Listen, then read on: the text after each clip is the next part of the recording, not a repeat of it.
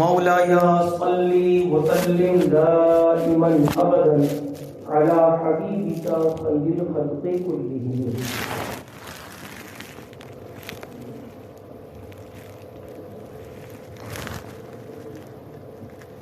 اس سے پہلے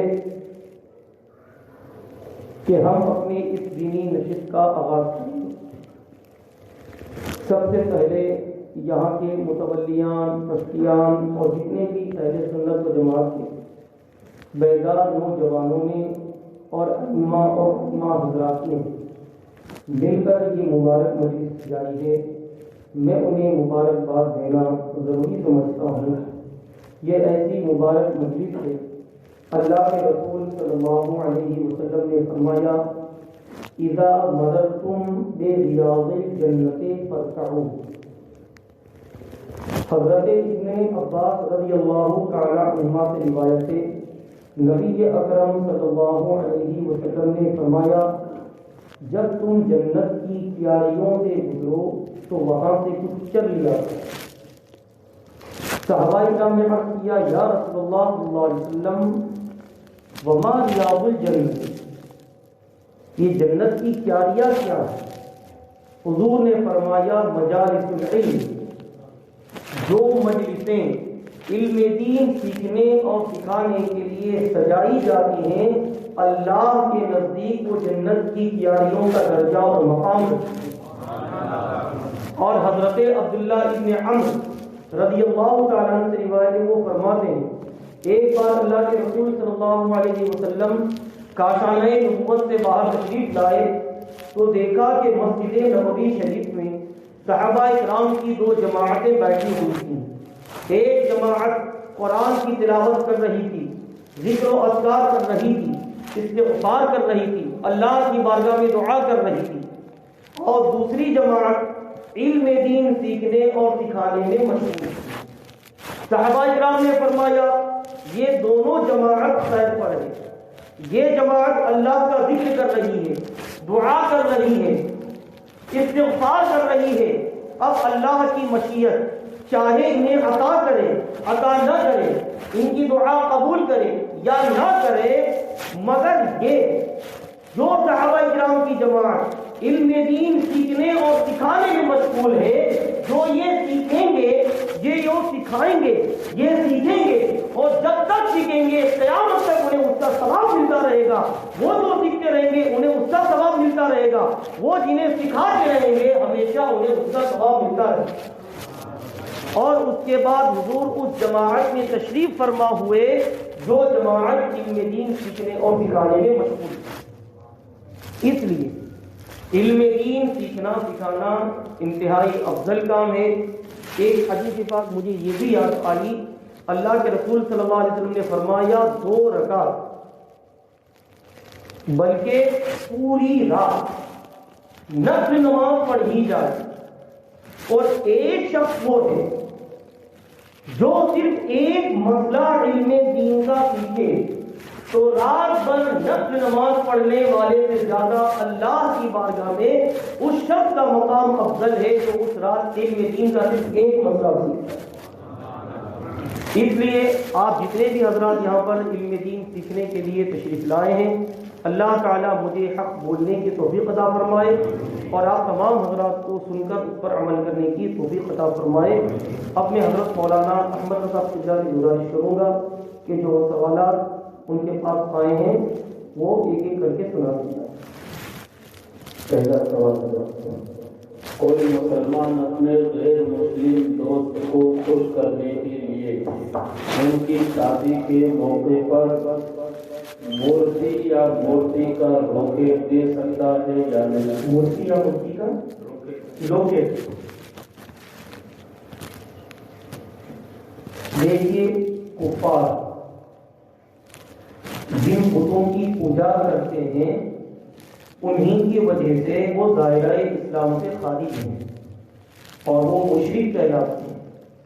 تو بھلا مشرک کو وہ کام جس سے اس کی تو خوشی ہو، مگر ہمارا ایمان جانے کا اندیشہ ہو تو کیا ایسی چیز دی جا سکتی ہے؟ مشرک کو تحفہ دینا ویسے بھی منع ہے، لیکن اگر دنیاوی تعلقات کی وجہ سے کسی نے دیکھ دیا تو کوشش یہ کرے کہ وہ چیزیں جو ان کے مذہب کی نشانیاں ہیں وہ ہرگز نہ دے. اگر معاذ اللہ دل سے اچھا سمجھ کر دیا تو یہ خود بھی دائرہ اسلام سے خارج ہو گئے.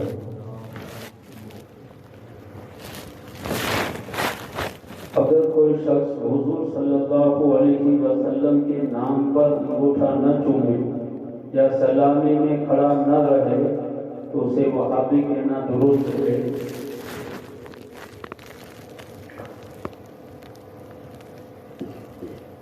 یہ بات تو یقیناً ہے کہ حضور صلی اللہ علیہ وسلم کا نام مبارک سن کر انگوٹھا چومنا ہے. اگر کوئی بلا وجہ ایسا کرتا ہے یعنی حضور صلی اللہ علیہ وسلم کا نام مبارک سن کر بغیر کسی عذر کے انگوٹھا نہیں چومتا ہے تو یقیناً وہ فضیلتوں سے محروم ہے. اسی طرح جب بھی سلام تو کھڑے ہو کر اگر موقع ہے کوئی عذر شرعی نہیں تو ضرور سلام میں شرکت کرنا چاہیے. اگر بغیر مجبوری کے بغیر عذر کے کوئی شریک نہیں ہوتا ہے تو یقیناً وہ بھی خیر سے محروم ہے جو سلام پڑھنے والے پر نازل ہوتی ہے. مگر اس کا یہ مطلب نہیں کہ جو ایسا کرتا ہے ہم اسے وہابی سمجھ لیں، ایسا نہیں. حدیث پاک میں آیا ہے کہ وہابیوں کی نشانی ٹکلا ہونا ہے. اس کا یہ مطلب تو نہیں کہ جتنے ٹکلے دیکھو سب وہابی، یہ غلط. وہابی کی نشانی ہے وہ ٹکلا ہی رکھے گا. اب اس کا یہ مطلب نہیں کہ جو جو ٹکلے وہ سب کے سب وہابی، ایسا نہیں. تو یقیناً وہابیہ جو ہوتے ہیں اس کو بدعت سمجھتے ہیں، شرک سمجھتے ہیں. مگر اس کا یہ مطلب نہیں کہ اگر کوئی سنی مسلمان بھی کسی وجہ سے وہ نہیں کرتا ہے تو یقیناً وہ خیر سے محروم ہے. مگر اس کا یہ مطلب نہیں کہ ہم اسے وہابی کہیں. یاد رکھیے اگر وہ وہابی نہیں تھا اور ہم نے بلا تحقیق اسے کہہ دیا تو وہ حکم کہنے والی طرف لوٹ جائے گا. اس لیے بغیر تحقیق ہرگز کسی کو اس قسم کے جملے نہیں کہنے چاہیے. ہاں اگر آپ کی اصلاح کرنے کی نیت ہے تو جا کر اسے سمجھائیں کہ دیکھو بھائی سلام و سلام ہے، اگر تمہارے پاس کوئی شرعی مجبوری یا عذر نہیں اس میں کھڑے ہو کر 2-5 منٹ میں تمہارا کیا جاتا، یا اذان ہو رہی ہے خاموش ہو جاؤ. حضور کا جب بھی نام مبارک آئے تو تم جو ہے انگوٹھا چومو کہ اس میں تمہیں خیر ملے گی، ثواب ملے گا.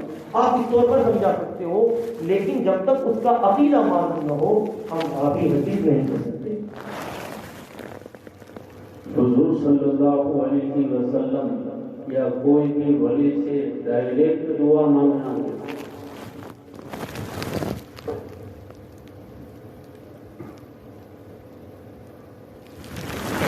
مجھے اعلیٰ حضرت کا ایک شعر یاد آ رہا ہے، انشاءاللہ اسی سے جواب ہو جائے گا.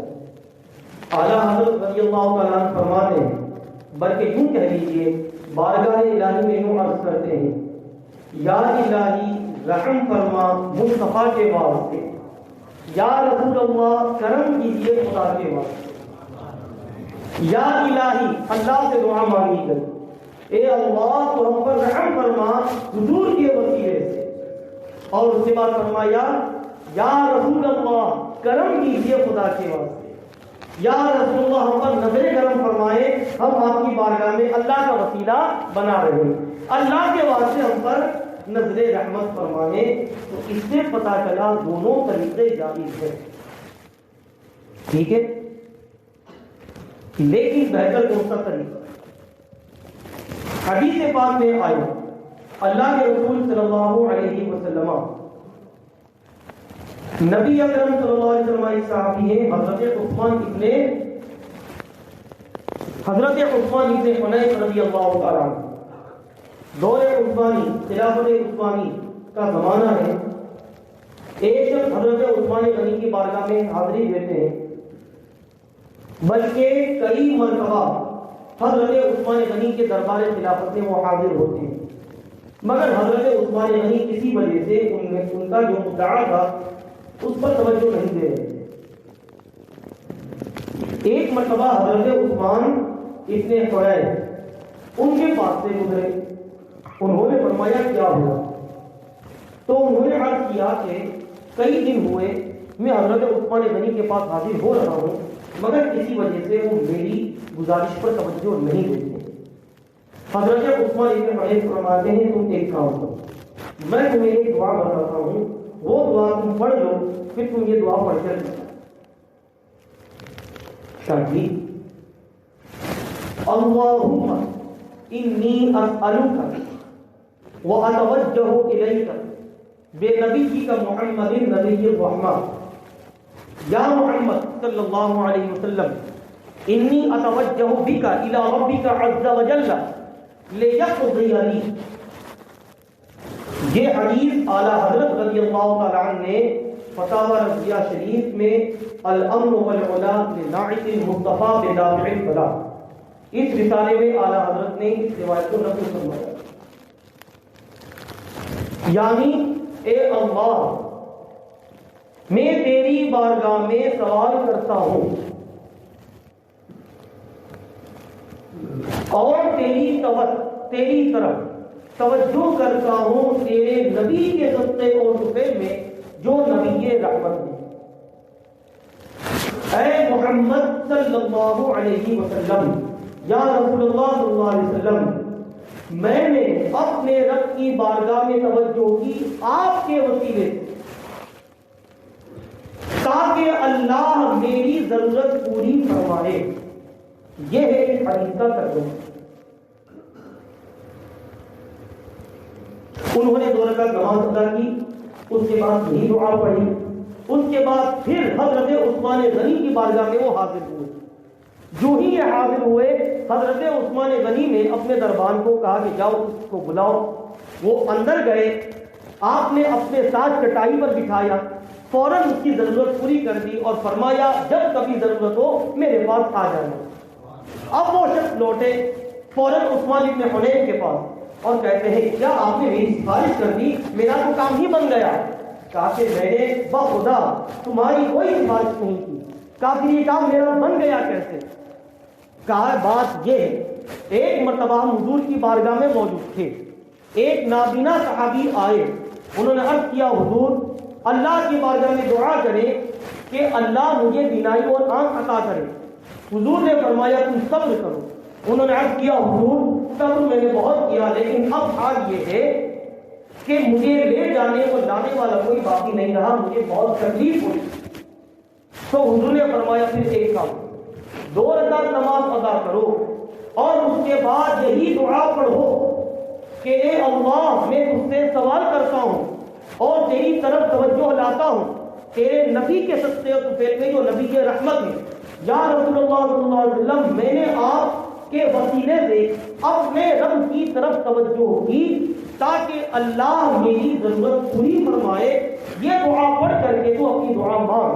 حضرت عثمان بن حنیف فرماتے ہیں وہ صحابی گئے اور اس کے بعد 2 رکعت نماز ادا کر کے یہ دعا پڑھی۔ ابھی ہم محفل سے جدا بھی نہ ہوئے تھے، ہم نے دیکھا اللہ نے اس کی بینائی لوٹا دی۔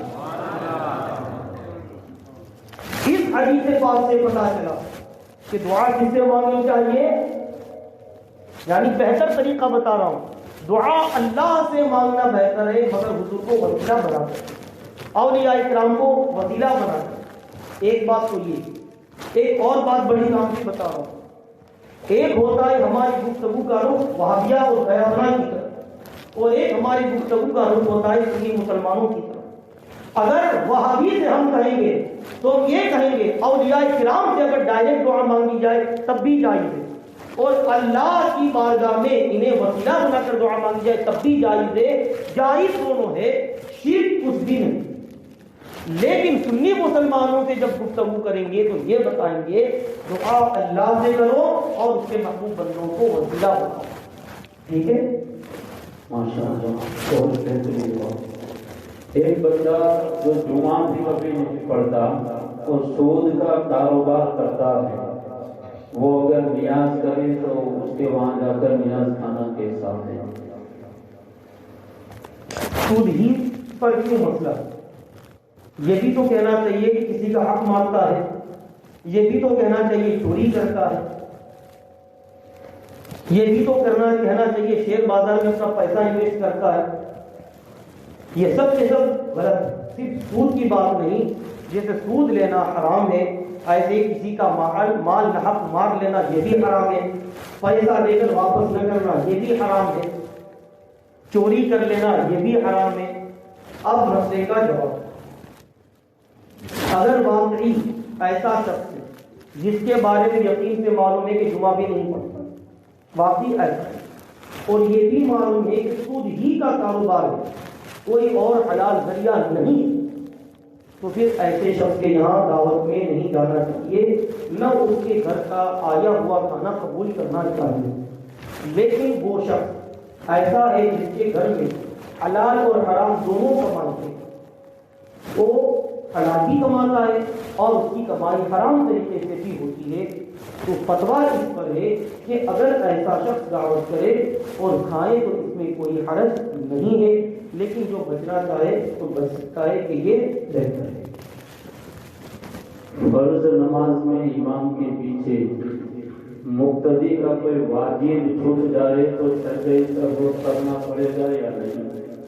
اگر فرض نماز میں کسی مقتدی کا کوئی واجب چھوٹ گیا تو ایسی صورت میں اس پر معافی سجدہ سہو کرنا اس کے لیے جائز نہیں.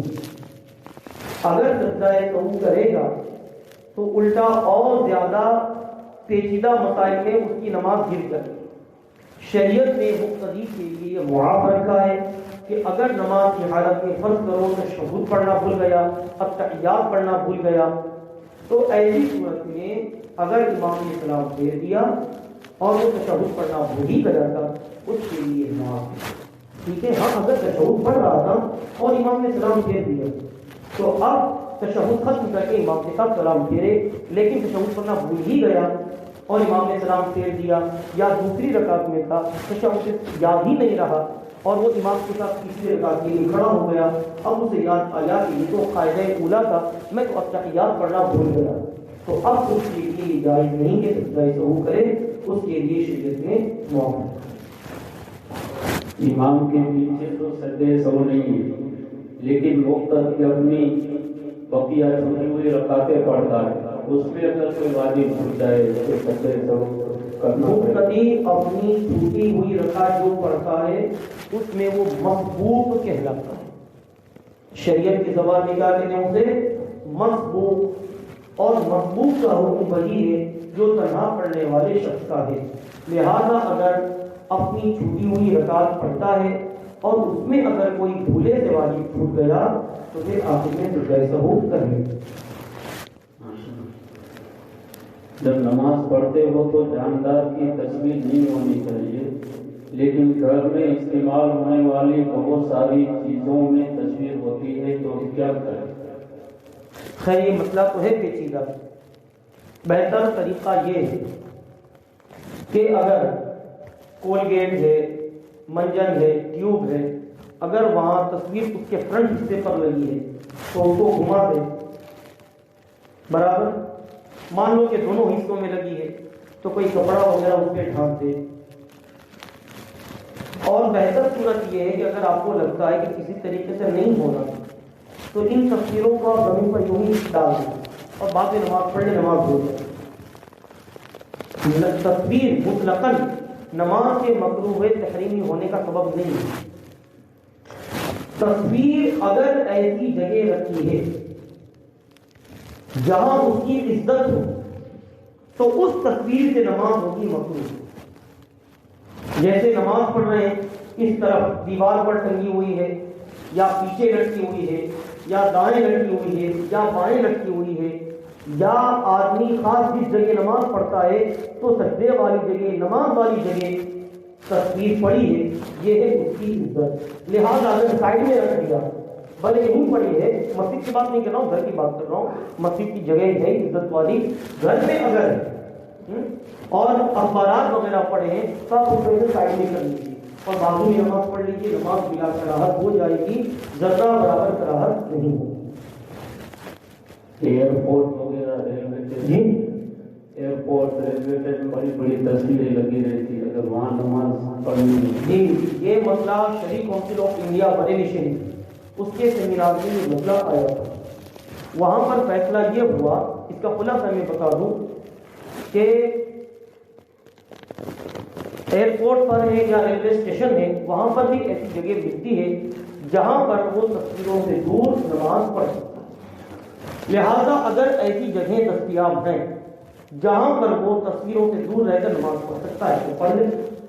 مان لو کوئی ایسی جگہ نہیں ملی اور وقت جا رہا ہے تو نماز قضا نہ ہونے دے، وہ نماز پڑھ لے، گنہگار نہیں ہوگا، اور پھر جب اپنے گھر پہنچ جائے اس کے بعد اس نماز کا وہ اعادہ کرے۔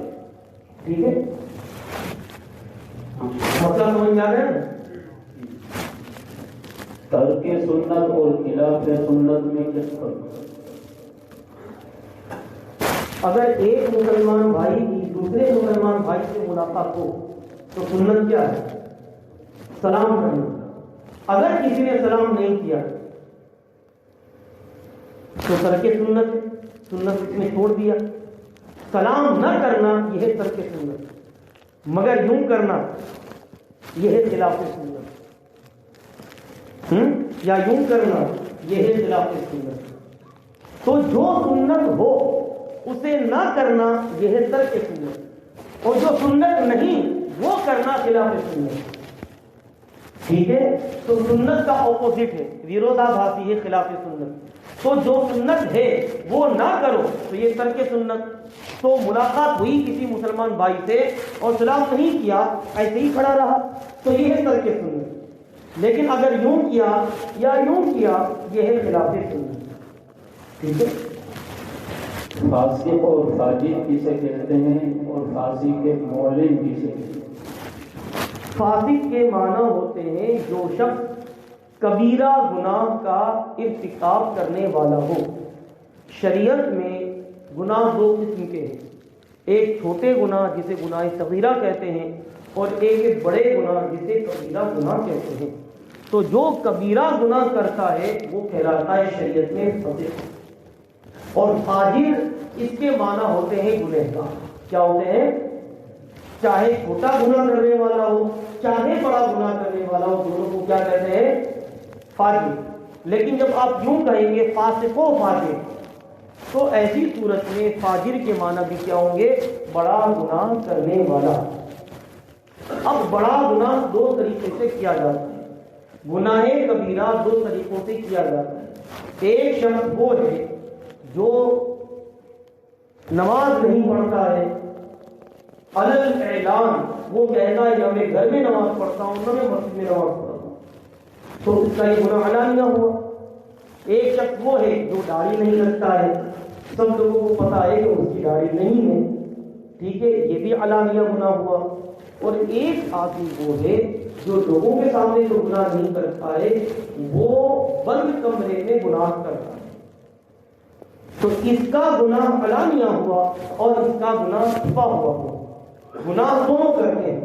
تو جو علانیہ گناہ کرتا ہے یہ فاسق معلن ہے، اور جو چھپ کر گناہ کرتا ہے یہ فاسق غیر معلن ہے۔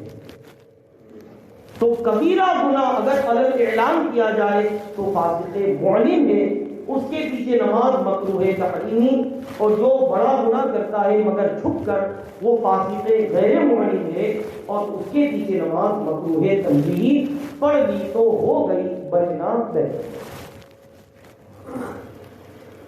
ظہر میں 4 رکعت سنت موقعہ پڑھتا اور جماعت کھڑی ہو جائے تو کیا کرے؟ 2 رکعت پر سلام پھیر دے یا 4 رکعت مکمل کرے؟ یہ سوال اچھا ہے۔ عام طور پر ہوتا ہے کہ فرض نماز کو ابھی 1 یا 2 منٹ کا وقت اور کسی نے سننا شروع کر دی، تو پہلے حکم سن لیجئے کہ اگر یہ یقین ہے، یہ گمان غالب ہے کہ آپ سنت پڑھ کر نفل پڑھ کر شریک ہو جائیں گے، اتنا وقت باقی ہے تو ہی سنت پڑھیں۔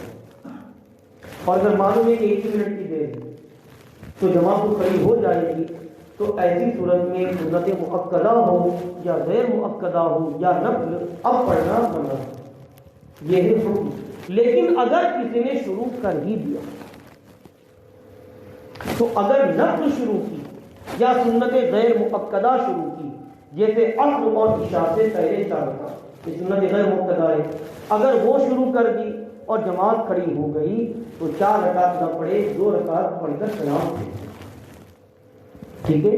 لیکن سنت مؤکدہ ہے تو شریعت میں آپ کو اختیار ہے، چاہے 2 پڑھ کر سلام پھیر دو اور بعد میں اس کی قضا کر لو، یا چاروں مکمل کر کے پھر نماز میں شریک ہو جاؤ اور جتنی رکعتیں فوت ہو گئی اس کو بعد میں پڑھو. دونوں باتوں کا اختیار ہے، چاہے یہ کرو چاہے وہ کرو. لیکن اعلیٰ حضرت رضی اللہ تعالیٰ کے نزدیک کیا پسندیدہ طریقہ ہے وہ بھی سن لیں. اعلیٰ حضرت فرماتے ہیں دونوں طریقے صحیح ہیں، لیکن میرے نزدیک پسندیدہ طریقہ یہ ہے کہ ایسا شخص 4 رکعت پڑھ کر سلام دے لے اور پھر جماعت میں شریک ہو جائے. ٹھیک ہے.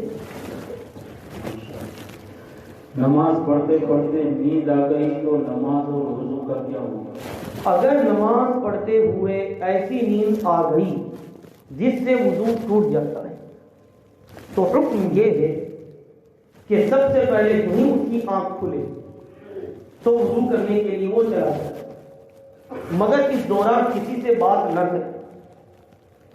فوراً وضو کر کے واپس آئے اور جماعت میں شریک ہو جائے اس طرح کہ سوتے ہوئے جتنی رکعتیں اس کی فوت ہو گئی ہیں پہلے وہ پڑھے، اس کے بعد وہ امام کے ساتھ جماعت میں شریک ہو. مطلب سمجھ میں آیا؟ فرض کرو ایک آدمی عشاء کی نماز میں امام کے ساتھ تکبیر تحریمہ میں شریک ہوا، دوسری رکعت میں اسے نیند آ گئی. ٹھیک ہے. ایسی نیند گہری آئی کہ اس کا وضو شریعت میں ٹوٹ جاتا ہے. جو ہی اس کی آنکھ کھلی تو دیکھا کہ ابھی امام صاحب دوسری رکعت ہی میں ہے لیکن وضو تو ٹوٹ گیا. فوراً وہ وضو کرنے کے لیے جائے مگر کسی سے بات نہ کرے. وضو کر کے آئے، اب دیکھا تو امام صاحب قاعدے میں بیٹھے ہوئے تھے، اتحیات میں بیٹھے ہوئے تھے، تو سب سے پہلے جہاں سے اس کی نماز ٹوٹی تھی وہ وہیں سے شروع کرے گا. اور جب وہ رکعت پڑھے گا، دوسری رکعت چھوٹ گئی تو وہ پڑھے گا تو اس میں قرات نہیں کرے گا بلکہ سورہ فاتحہ پڑھنے کی مقدار خاموش رہے، پھر وہ رکوع میں چلا جائے، پھر سجدے میں جائے اور امام کے ساتھ قاعدے میں شریک ہو جائے. یہ ہے اس کا شرعی. لیکن یہ طریقہ میں سمجھتا ہوں تھوڑا سا دشوار ہو جائے گا.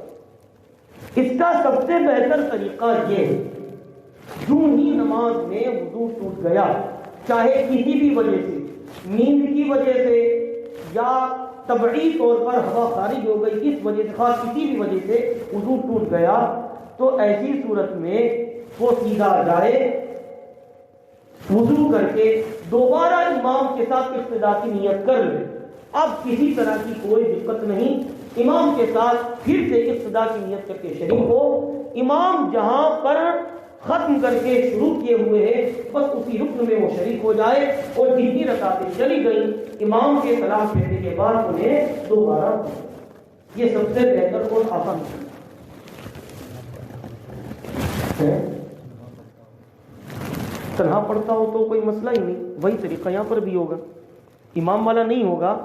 حضرت نے اچھا بتایا کہ اگر تنہا پڑھتا ہو تو کیا حکم ہے.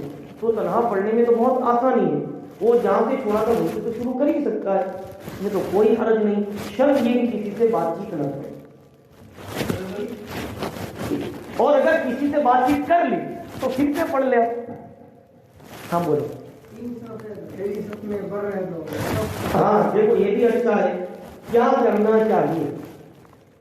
ماشاءاللہ بڑا اچھا سوال ہے. تو ایسی صورت میں یہ جو بایاں ہاتھ ہے نا اسے یوں ناک پہ رکھیں، اس کے بعد سب کے کنارے پر وہ چلا جائے تاکہ سب میں ادھر ادھر انتشار نہ ہو. سب کے کنارے جا کر مقتدی کو ہٹا کر آہستہ آہستہ سبوں سے باہر نکل جائے. اور جس کی جو جگہ چھوٹ گئی، جگہ تو چھوٹے گی نا، تو اس صورت میں جو پیچھے والا مقتدی ہے وہ آگے بھی آ سکتا ہے، اور اگر نہیں آیا تب بھی صف نہیں ٹوٹے گی. یہ شریعت میں کیا. ٹھیک ہے. ہاں بتائیے کیا کرتے ہیں. وضو کرنے حضرت جائیں گے اور واپس آئیں گے تب تک امام صاحب نے نماز پوری کر لی ہو. جی. اب وہ چاہے حضرت جاوے چاہے کوئی بھی جاوے، عام آدمی جاوے کہ حضرت جاوے، اگر امام صاحب نے نماز پوری کر لی بڑا اچھا مسئلہ ہے، تو بھی حکم یہی ہے کہ جہاں سے اس کی چھوٹی تھی وہیں سے وہ شروع کرے، طریقہ وہی ہوگا جو میں نے بتایا. ٹھیک ہے.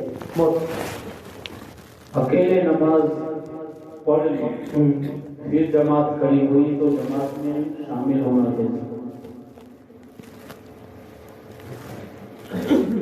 جب اس نے تنہا نماز پڑھ لی، اب اس کے بعد اگر جماعت میں شریک ہوگا تو فرض تو نہیں ہو سکتی، وہ کیا ہوگی؟ نفل. اور فجر کے بعد نفل کیا ہے؟ منع ہے. عصر کے بعد نفل کیا ہے؟ منع ہے. مغرب کے بعد نفل تو منع نہیں ہے، پڑھ سکتے ہیں، لیکن امام کے ساتھ اگر شریک ہوگا تو نفل کتنے ہوں گے؟ 3. اور 3 یہ بھی نفل جائز نہیں. اس لیے فجر، عصر اور مغرب میں شریک نہ ہو، چاہے تو ظہر میں اور عشاء میں شریک ہو بطور نفل.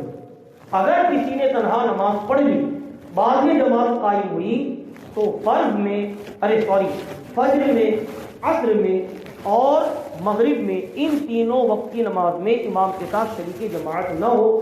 اور اگر ظہر یا عشاء کی نماز اس نے پڑھ لی اور پھر امام نے جماعت قائم کی تو اسے اختیار ہے نفل کی نیت سے شریک ہو سکتا ہے. بالوں میں کالا کلر کرنا چاہیے.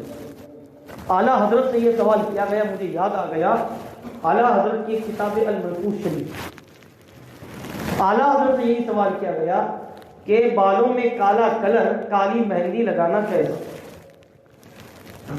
اعلیٰ حضرت نے جواب دیا، بوڑھا بیل مہندی لگانے سے جوان نہیں ہو جاتا، بوڑھا بیل کالا کلر لگانے سے جوان نہیں ہو جاتا.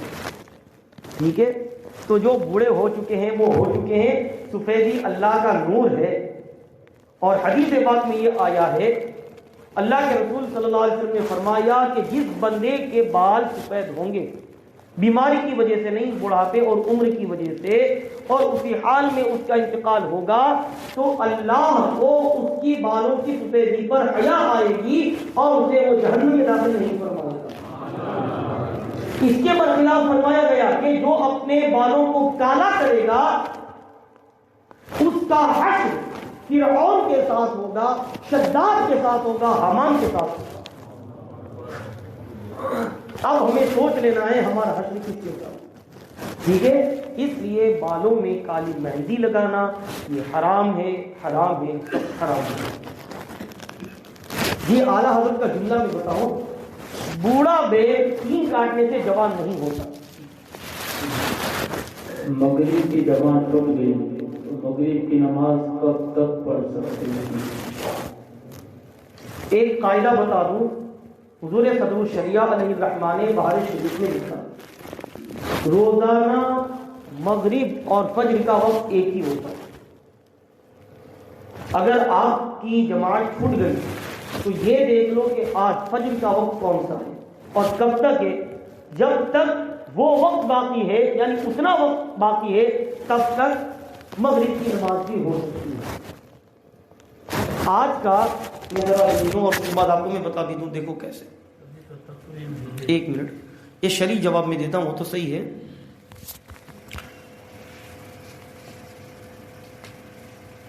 دیکھیے طلوع فجر اس کا وقت ہے 6:07 پر، صحیح ہے. طلوع آفتاب اس کا وقت کب تک ہے؟ 7:26. تو کتنا وقت ہوا؟ 1 گھنٹہ 19 منٹ، صحیح ہے. اب دیکھیے مغرب کا وقت شروع ہوتا ہے 6:15 پر، عشاء کا وقت 7:34. کتنا وقت ہوا؟ کتنا وقت ہوا؟ 1 گھنٹہ اور 19 منٹ. تو روزانہ جتنا فجر کا وقت ہوتا ہے اتنا ہی مغرب کا وقت ہوتا ہے. تو آج 1 گھنٹہ 19 منٹ ہے، تو آپ لوگ یہ یاد رکھ لیجئے کہ مغرب میں سورج کب سے ڈوبا، وہاں سے 1 گھنٹہ 19 منٹ تک مغرب کا وقت باقی رہے گا، چاہے آپ کہیں بھی رہیں. اور اب تو یہ تقویم بھی آ چکی ہے، جاننا بڑا آسان ہے. نماز میں خراب خیال آتے ہو تو نماز کا کیا ہوگا؟ نماز میں خراب خیال آئے ہیں کیوں؟ حدیث پاک میں اللہ کے رسول صلی اللہ علیہ وسلم نے فرمایا اعبد اللہ کأنک تراہ،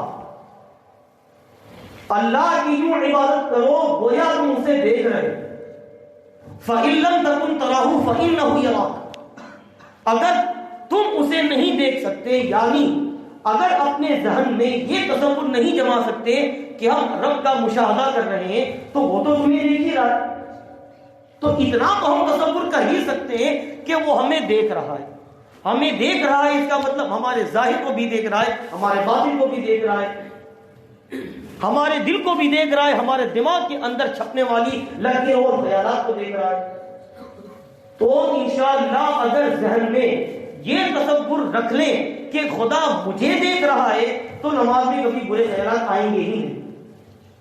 اعلیٰ حضرت نے اس کا ایک اور طریقہ بتایا کہ جس کسی کو نماز میں وسوسے آتے ہوں وہ ڈوٹی کے نیچے جو ہاتھ باندھتا ہے اس کو زور سے دبا کر ہاتھ باندھے تو انشاءاللہ اس کے برے خیالات آہستہ آہستہ دور ہو جائیں گے، کیونکہ نفس جو ہوتا ہے، نفس امارہ، جہاں سے برے خیالات آتے ہیں اس کا پاور یہی ہوتا ہے ڈوٹی کے نیچے، نفس وہی ہوتا ہے، اور جیسے ہی آپ نے زور سے دبایا کہ نفس دب گیا، اب اوپر سے خیالات آئیں تو نہ دماغ تک پہنچیں گے، آپ نے زور سے دبا لیا تو نفس ہو گیا کنٹرول میں، اوپر پہنچے گا ہی نہیں کہ دماغ تک آئے۔ لیکن پھر بھی کسی کو وسوسے آتے ہیں اس سے نماز پر کوئی اثر نہیں آتا۔ نماز پر اثر کب آئے گا؟ وسوسے کی وجہ سے یہ یاد نہ رہے کتنی رکعتیں ہوئی، یہ سوال کرنا چاہیے تھا۔ اب کیا ہو نماز؟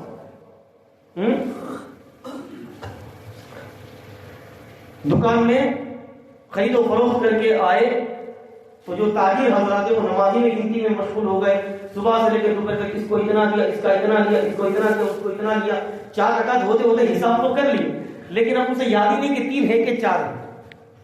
تب ایسی صورت میں حکم یہ ہے، زندگی میں پہلی مرتبہ ایسا ہوا تو نماز توڑ ڈالے، پھر سے پڑھ لی۔ اور اگر بار بار ایسا ہوتا ہے تو دیکھے دل کہاں جمتا ہے، جہاں دل جمے اسی پر عمل کر لے، ٹھیک ہے؟ اور اگر دل کہیں جمتا ہی نہیں، 3 ہے کہ 4، 3 ہے کہ 4، تو ایسی صورت میں جو کم ہے اس پر عمل کرے اور آخری میں سجدہ سہو کر لے۔ تو 3 یا 4 میں شک ہے تو 3 پر عمل کرے، 1 رکعت پڑھ کر سجدہ سہو کر لے۔ 2 یا 3 میں شک ہے تو 2 پر عمل کرے، 2 رکعت پڑھ کر سجدہ سہو کر لے۔ نماز کی جماعت ہو رہی ہو تو جماعت ہو رہی ہے تو نمازی پیشاب یا وضو وغیرہ پہ اتنی دیر لگائے کہ جماعت چھوٹ جائے تو کیا وہ گنہگار ہوگا؟ چھوٹ جائے اس کا مطلب کیا ہوا؟ ایک ہوتا ہے آدمی کا چھوڑنا، ایک ہوتا ہے چھوٹ جانا۔ تو پیشاب اگر لگا ہے تو کرنا ضروری ہے نماز سے پہلے، اور وضو نہیں ہے تب بھی وضو کرنا ضروری ہے۔ تو چھوٹ جائے اس کا مطلب یہ ہے کہ وہ پیشاب میں مشغول تھا، وضو میں مشغول تھا کہ جماعت ہو گئی ختم۔ تو چھوٹنے کا یا گنہگار ہونے کا کوئی معنی ہی نہیں، وہ تو کرنا ضروری ہی ہے۔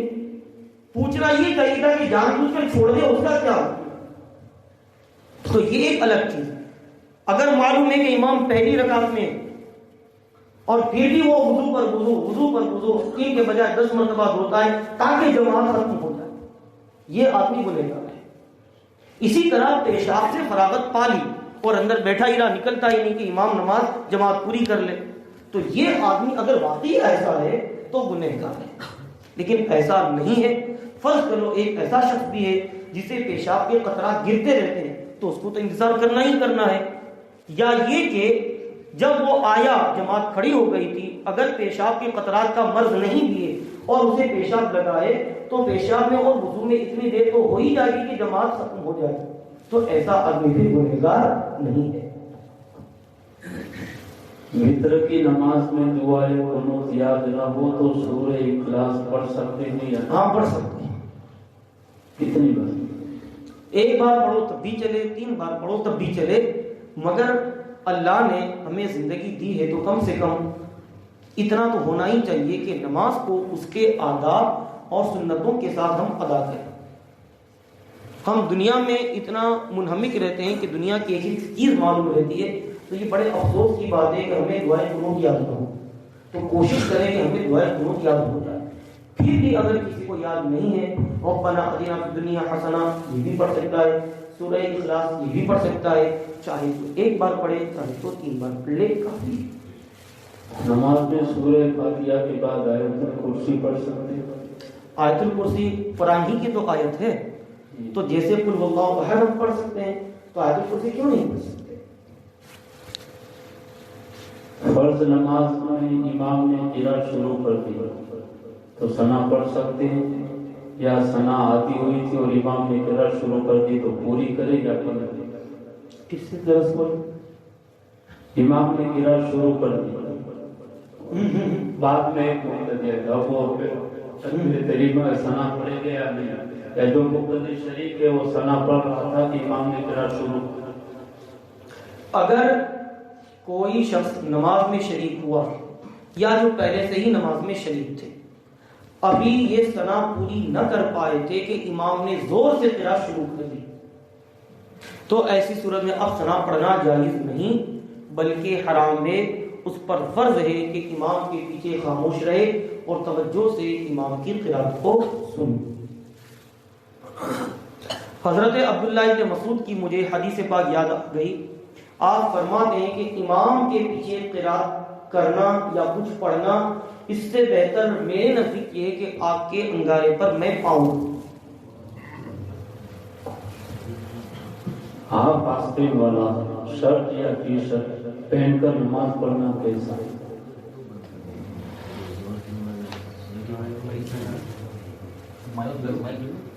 جہری نماز رکھو, جہری یا سیدھی؟ میں نے جہری کی قید اسی لیے لگائی, سیدھی میں تو جائز ہی ہے نا, بعد میں بھی آگے پڑھ سکتے ہاں بالکل پڑھ سکتا ہے. سیدھی نماز ہے جس میں زور سے قرات نہیں ہوتی ہے, بلند آواز سے قرات نہیں ہوتی ہے, اس میں اگر کوئی مقتدی دوسری رکعت میں شامل ہوا تو بھی وہ پڑھ سکتا ہے, مگر جب اپنی چھوٹی ہوئی رکعت پڑھے گا اب اس میں نہیں پڑھے گا. ٹھیک ہے, مگر نہیں پڑھنا چاہیے, بہترین. آپ آستین والا جی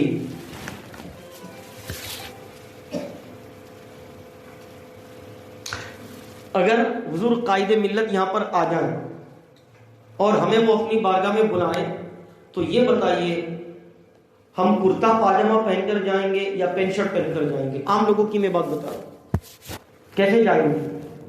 کرتا پاجامہ. اور اگر کوئی شخص پینٹ شرٹ پہن کر بھی جاتا ہے تو وہ اگر ہاف آستین کا پہنا ہوگا یا ٹی شرٹ پہنا ہوگا تو اتار دے گا. کیوں؟ اس لیے کہ اتنے بڑے بزرگوں کی بارگاہ میں اس حال میں جانا یہ خلاف ادب ہے. جب مخلوق کی بارگاہ میں جو عظمت والی مخلوق ہے ان کی بارگاہ میں جانا ان کی شان میں بے ادبی ہے, تو یہ تو رب العالمین کے حضور ہم حاضر ہوتے ہیں. یہاں ہم ہاف آستین کی شرٹ یا ٹی شرٹ پہن کر آئیں تو کیا اس کی بارگاہ میں یہ سوء ادب نہیں؟ اس لیے بہتر یہ ہے کہ جب بھی مسجد میں آئیں تو پوری شرٹ, پوری آستین والی شرٹ پہن کر آئیں اور اسی میں نماز پڑھ لیں. پھر بھی اگر کسی نے ہاف آستین والی ٹی شرٹ یا شرٹ میں نماز پڑھ لی, نماز ہو گئی مکروہ تنزیہی ہوگی, نہ کرنا بہتر. اصل کی سنت غیر موقعہ نہ پڑھنے کی عادت کر لینا, جان بوجھ کر پڑھتا ہے نہیں تو وہ گنہگار ہوگا. مسئلے کا جواب تو واضح ہے کہ بھائی جب وہ سنت غیر موقعہ ہے تو اگر کوئی اس کی عادت بنا بھی لیتا ہے تو ہرگز گنہگار نہیں. لیکن پوچھنے والے کا مقصد یہ ہے کہ ایسا کرنا چاہیے کہ نہیں, تو ایسا ہرگز نہیں کرنا چاہیے. ائمہ حضرات ہوں, میں ہوں, آپ ہوں, ہم سب پر حتی الامکان یہ ہونا چاہیے کہ اگر ہمیں سنت مؤکدہ کا وقت, سنت غیر مؤکدہ کا وقت ملے تو یقیناً وہ پڑھ لیں. شریعت کی جانب سے فرض نہ ہونا الگ چیز ہے, مگر جو ثواب ملے گا تو شکی نہیں. یہ بھی حدیث پاک میں آیا ہے اور فقہائے کرام بھی بتاتے ہیں کہ یہ سنتیں جو ہوتی ہیں یہ فرض کو مکمل کرنے والی ہوتی ہیں. یعنی فرض میں اگر کسی طریقے کی کوئی کمی رہ گئی ہے تو اللہ قیامت کے دن سنتوں کو فرض کے اعمال میں رکھ کر فرض میں جو کمی پوری ہو گئی اسے دور فرما دے گا. اس لیے سنت مؤکدہ ہو یا غیر مؤکدہ یا یہ نوافل ہرگز نہیں چھوڑنا چاہیے، جب بھی موقع ملے اسے پڑھنا چاہیے۔ ہمیں کیا پتا کہ ہم جو فرائض پڑھ رہے ہیں اس میں کسی طریقے کی کمی ہوگی یا نہیں ہوگی، بلکہ زیادہ تر لوگ اس طرح نماز پڑھتے ہیں کہ ان کی نماز میں کسی نہ کسی طریقے کی کمی رہ جاتی ہے۔ اب وہ ایسی کمی رہ گئی جس کی وجہ سے نماز قبول نہ ہوئی، تو اب وہ نماز پڑھنا نہ پڑھنا دونوں برابر ہوا کہ نہیں ہوا؟ اس وقت یہی سنتیں کام آئیں گی جن کو ہم غیر مؤکدہ سن کر سمجھ کر چھوڑ دیا جائے، اور اللہ تعالیٰ اسی کے ذریعے ان عبادات میں جو کمی رہ گئی تھی وہ پوری کروائی۔ ماشاءاللہ۔ نماز میں سورہ فاتحہ کے بعد کوئی ایک ہی سورت سب رکعتوں میں پڑھ سکتے ہیں؟ فرض میں، واجب میں اور سنت مؤکدہ میں ایسا نہیں کرنا چاہیے، مکروہ تنزیہی ہے۔ نوافل میں آپ کر سکتے ہیں، چاروں رکعت میں سورہ اخلاص پڑھ سکتے ہیں، نوافل میں یہ جائز ہے، ذرہ برابر کوئی حرج نہیں۔ فرض نماز ہو، واجب ہو، اسی طریقے سے سنت مؤکدہ ہے، اس میں ہر رکعت میں ایک ہی سورہ پڑھنے کی عادت ڈال دینا یہ مکروہ تنزیہی ہے۔ اچھا یاد نہ ہو تو تب تو بالکل جائز ہے، یاد نہیں ہے وہی ایک سورہ ہے تو بلا کراہت جائز ہے، ٹھیک ہے، اس میں کسی طریقے کی شریعت میں کوئی پکڑ نہیں۔ ہاں بالکل پڑھ سکتے ہیں۔ منہ پر ماسک لگا کر نماز پڑھنا کیسا ہے؟ کورونا اللہ حفاظت۔ شہری کونسل آف انڈیا بریلی شریف کے سیمینار میں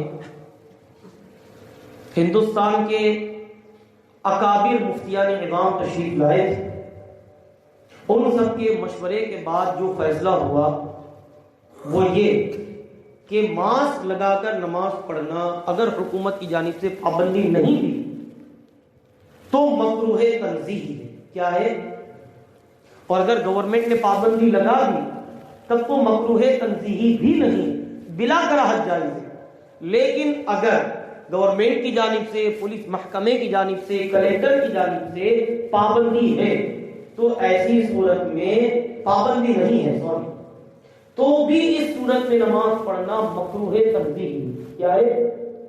اگر کھول کر پڑھے تو یہ بہتر ہے، اور اگر ماسک پہن کر نماز پڑھتا ہے تو کوئی حرج اور گناہ نہیں، اور اگر پریشر ہے گورنمنٹ کی طرف سے تب تو سرے سے کوئی کراہت ہے ہی نہیں۔ غسل کرنے کے بعد وضو کرنا ضروری یا غسل سے وضو ہو جائے؟ ٹھیک ہے، اگر وضو کر لے تو بہتر ہے، لیکن غسل کرنے کے بعد وضو کرنا ضروری نہیں۔ جب آپ غسل کریں گے تو اس میں وضو آ ہی جائے گا، پھر بھی اگر وضو کر لیں غسل کرنے کے بعد دوبارہ تو یہ نور علی نور ہے، یہ بہت نور علی نور ہے، یہ بہت بہتر ہے، شریعت میں یہ مستحب ہے۔ لیکن اگر ایسا نہیں ہوا اور نماز پڑھ لی تو بالکل جائز اور درست ہے۔ عورت بغیر محرم کے حج کر سکتی یا نہیں؟ اگر کوئی محرم نہ ہو تو حج کا کیا ہوگا؟ یہ ہے اچھا مسئلہ۔ دیکھیے، عورت پر حج کے لیے جانا کب فرض ہے؟ جب اس کے پاس کوئی محرم ہو، یا وہ شادی شدہ ہے کہ اس کا شوہر زندہ ہے،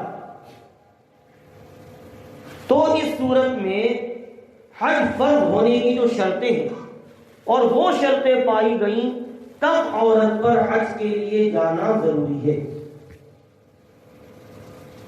اگر عورت صاحب نصاب ہے مگر فرض کر لو وہ شادی شدہ نہیں، یا شادی شدہ تھی اس کے شوہر کا انتقال ہو گیا، یا وہ مطلقہ ہو گئی، اسے طلاق پڑ گئی اور اب عدت بھی اس کی ختم ہو گئی، اور یہ بھی فرض کر لو کہ اس کے باپ، بھائی، چچا ان میں سے کوئی رہا ہے ہی نہیں، نہ اس کی کوئی اولاد ہے، ایسی عورت جس کا کوئی محرم ہی نہیں، نہ اس کا شوہر ہے، تو اگرچہ وہ صاحب نصاب ہو مگر اس پر حج کے لیے جانا واجب نہیں بلکہ نہ جانا ضروری ہے۔ اگر ایسی عورت گئی حج کے لیے تو گنہگار ہوگی، اس کا حج قبول نہ ہوگا۔ ٹھیک ہے، کسی کو محل بنا لے گا تو کسی کو محل تو نہیں بنا سکتا، جو بھائی نہیں ہے وہ بھائی کیسے ہو؟ بہت سے جاتے ہی ہے، تو خیر اگر کوئی جاتا ہے تو وہ اس کے ذمہ دار ہے. یہ بھی کہتے ہیں شریعت اجازت نہیں ہے. بھائی یہ تو قرآن مقدس میں کل مومن اخوۃ، ہر مومن ایک دوسرے کا بھائی ہے، اور ہر مسلمان مرد عورت ایک دوسرے کے بھائی بہن. تو یہ قرآن بھی یہ فرما رہا ہے. تو کیا ہم ایسی صورت میں کسی عورت سے نکاح ہی نہیں کر سکتے؟ یہ تو قرآن فرما رہا ہے کہ بھائی. تو کسی کے بھائی بنا لینے سے جو بھائی نہیں ہے وہ بھائی نہیں ہو جائے گا، اور جو بھائی ہے وہ بھائی ہونے سے خارج نہیں ہوگا. خون کا رشتہ ہے تبھی محرم، اور خون کا رشتہ نہیں تو پھر محرم کیسے؟ اسی طرح داماد یہ بھی اپنی ساس کے لیے محرم ہے. دودھ پیتا بھائی اور دودھ پیتی بہن یہ بھی ایک دوسرے کے لیے بھائی ہے. تو شریعت نے جس کو بھائی بنایا وہی بھائی ہے. باقی جو بھائی نہیں اجنبی ہے تو کسی کے بھائی بنا لینے سے کوئی بھائی نہیں ہوگا، اور جو بھائی ہے اس کو برادری سے خارج کرنے سے وہ بھائی ہونے سے خارج نہیں ہوگا. اس کا کیا ہوتا ہے؟ دوسروں کو بھائی بنا کر اس میں جا کے عورت بالکل یہ گنہگار ہے. ایسی عورت گنہگار ہے، اس کا حج قبول نہیں ہوگا. چاہے عمرہ کرے چاہے کرے ایک ہی بات. بھائی حج و عمرہ تو ایک طرف رہا، وہ تو بہت اہم عبادت ہے، اس کی تو بات ہی نہیں کر سکتے ہیں. اگر 92 کلومیٹر یعنی شرعی مسافر ہو جاتا ہے تو ایک مقام سے دوسرے مقام پر ویسے بھی جانا جائز نہیں. ہاں یہاں سے احمد آباد جانا ہے، یہاں سے راجکوٹ جانا ہے تو بھی بغیر محرم کے جائز نہیں. وہی حکم ہے. تو ہم حج کے لیے پابندی کرتے ہیں، عمرے کے لیے پابندی کرتے ہیں، تو پھر ضروری ہے کہ اگر اپنے کسی رشتہ دار کے یہاں اپنے کسی گھر کی عورت کو بھیجیں تو کسی محرم کے ساتھ ہی بھیجیں یا شوہر کے ساتھ بھیجیں. اس معاملے میں حج کا حکم ہو یا عمرے کا حکم ہو یا عام سفر کا حکم ہو ایک ہی. نماز جنازہ میں اگر مشرک شامل ہو تو کیا ہوگا؟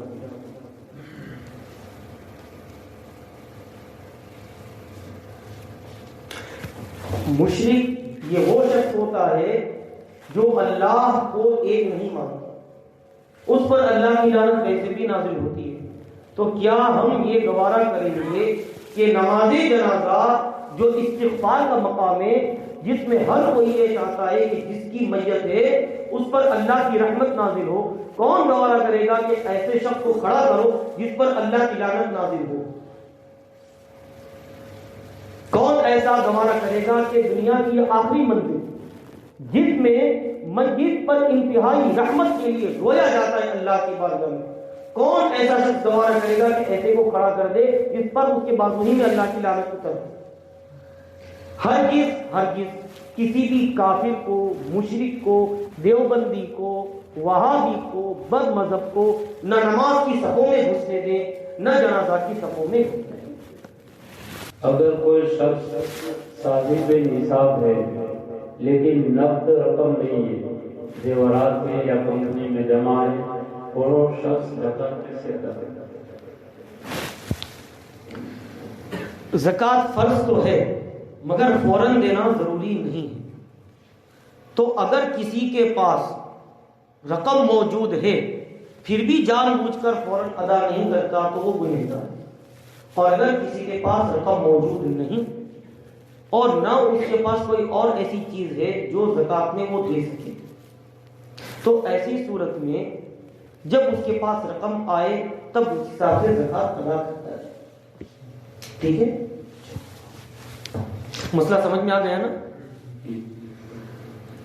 اگر کوئی قربانی کے گوشت لینے کا انکار کرے یا نیاز کے کھانے کا انکار کرے تو اس پر کیا حکم لگے گا؟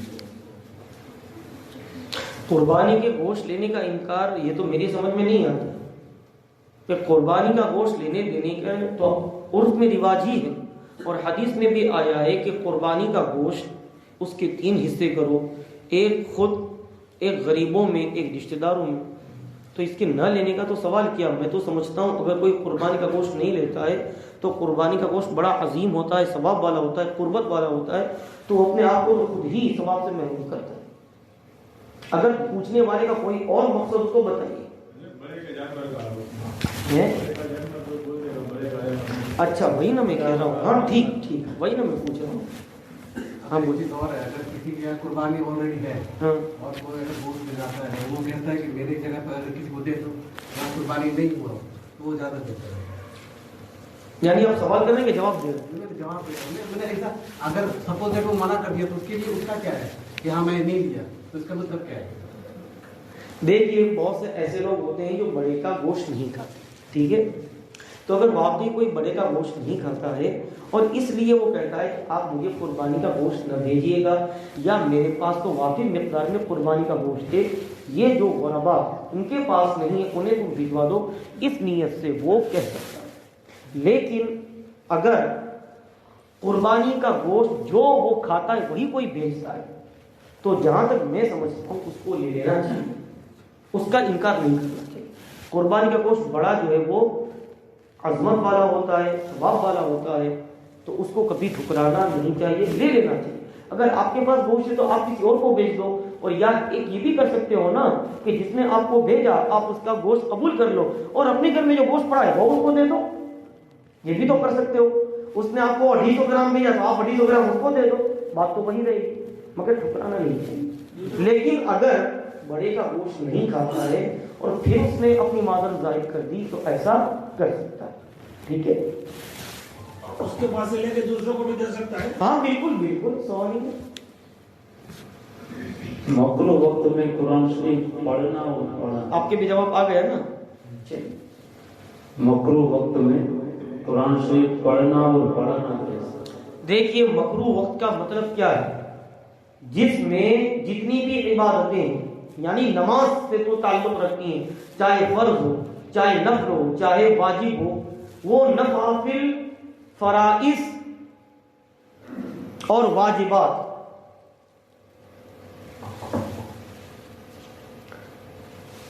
सूरज निकलने के बाद 20 मिनट तक, दोपहर में जब सूरज भर दोपहर में सर के ऊपर होता है वहां से लेकर 40 मिनट तक करीब करीब, और सूरज गुरूब होने से 20 मिनट पहले, इन औकात में न फर्ज नमाज, न नफल, न वाजिब कोई नमाज जारी ही नहीं। लेकिन अगर कोई कुरान शरीफ पढ़ता और पढ़ाता है तो ये जायज है, बेहतर है कि कुरान की तिलावत न करे, न किसी को पढ़ाए। हाँ, दुरूद पाक में वो मशगूल है, ठीक है। हमने किसी को कर्ज दिया तो वो लौटाता नहीं है, तो क्या उसको माफ कर देने से ज़कात अदा हो जाएगी? इस तरह तो ज़कात अदा नहीं होगी।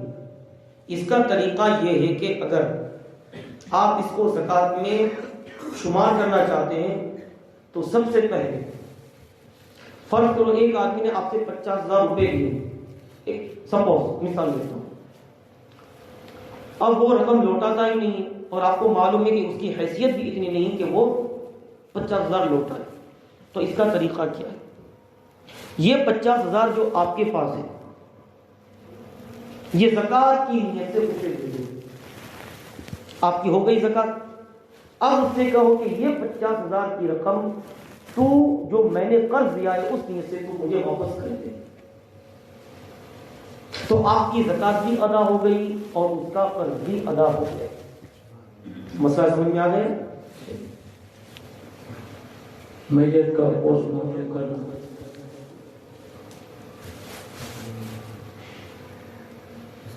पचास हजार मांगता था वो 50, वो तो गए ना उसके, ज़कात की नियत हो गई, फिर वो दिया, फिर से जरा ज़कात की नियत तो वैसे उसको देने की थी, तो उसको देना है क्या? देखिए लेकिन उसमें क्या है, मालिक बना जरूरी है। किबला का कहने का मकसद है कि उसको पहले मालिक बना। देखो मैं फिर से बता दूं, मैंने किसी से 50,000 रुपए लिए, मौलाना साहब से, मौलाना मुनीर साहब से, मेरी अब वो हैसियत खत्म हो गई कि मैं उनको 50,000 लौटा सकूं। अब वो ये चाहते हैं कि मेरी उतनी हैसियत नहीं, तो मैं इस रकम को जो मेरे जिम्मे कर्ज है वो ये चाहते हैं कि ज़कात में शुमार कर लें, तो डायरेक्ट तो नहीं कर सकते। शरीयत में इसका तरीका ये है कि वो अपनी जेब से 50,000 की रकम निकालेंगे और ज़कात की नीयत से मुझे दे दें, अल्लाह न करे زکات کی نیت سے وہ مجھے دے دے اور میں نے اس پر قبضہ کر لیا، اب ان کی زکات ادا ہو گئی، اب وہ مجھے کہیں کہ آپ اپنا قرض جو میرا آپ پہ آ رہا ہے اس قرض کی نیت سے وہ رقم مجھے واپس کر دیں، پھر میں نے وہ رقم انہیں واپس کر دی تو میرا قرض بھی ادا ہو گیا، ان کی زکات بھی ادا ہو گئی۔ دوسرے بھی 50,000 لے جاؤ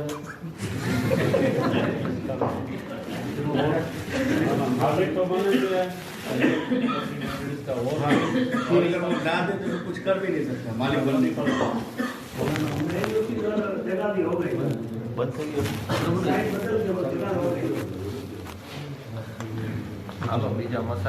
اب میں آپ کو اس کا دوسرا طریقہ بتاؤں، یہ جو حضرت نے فرمایا کہ اگر وہ 50,000 روپیہ لے کر چلا گیا تو اب آپ کچھ بھی نہیں کر سکتے، وہ بھی اپنی جگہ ہے، مالک ہو گیا، تو اس کا طریقہ میں بتاؤں، غور سے سنیے گا، اس کا طریقہ بتاؤ۔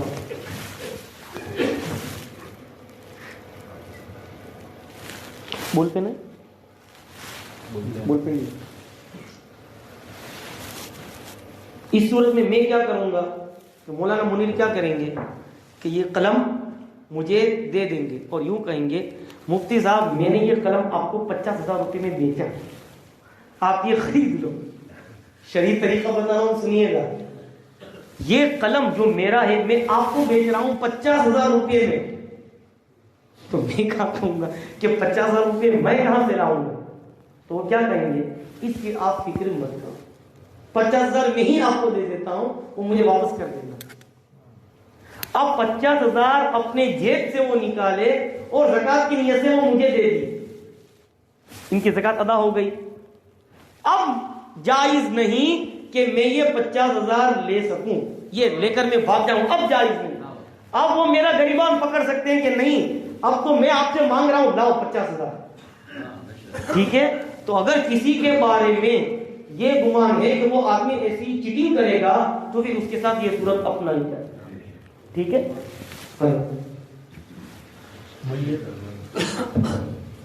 میت کا پوسٹ مارٹم کرنا کیسا؟ کرنا میت کا پوسٹ مارٹم کرنا یہ تو حرام ہے، سوال ہی نہیں۔